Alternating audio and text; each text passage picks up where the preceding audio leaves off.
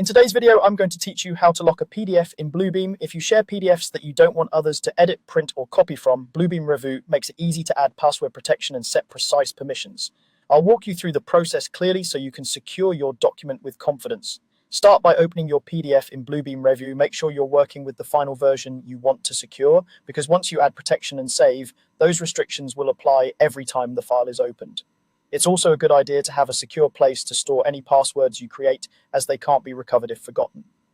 Next, go to the top menu and click Document. From there, choose Security and then select Password. This opens the Password Security dialog where you'll decide how the PDF should be protected.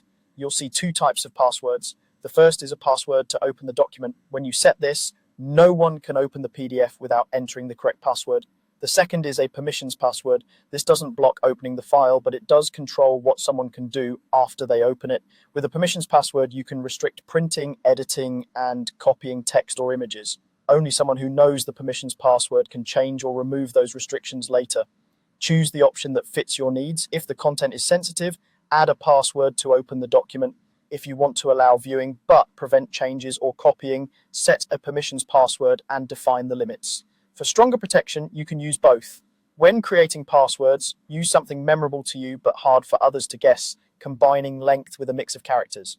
Avoid personal details or anything you've used elsewhere. Now set the permissions. You can disable printing entirely or allow it at a specific quality level. For editing, you can prevent changes or allow limited actions like filling forms or adding comments. For copying, you can block extracting text and graphics.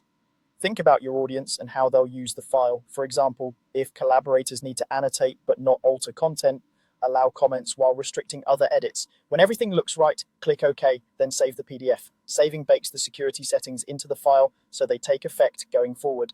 That's it, your PDF is now locked in Bluebeam with the protections you chose.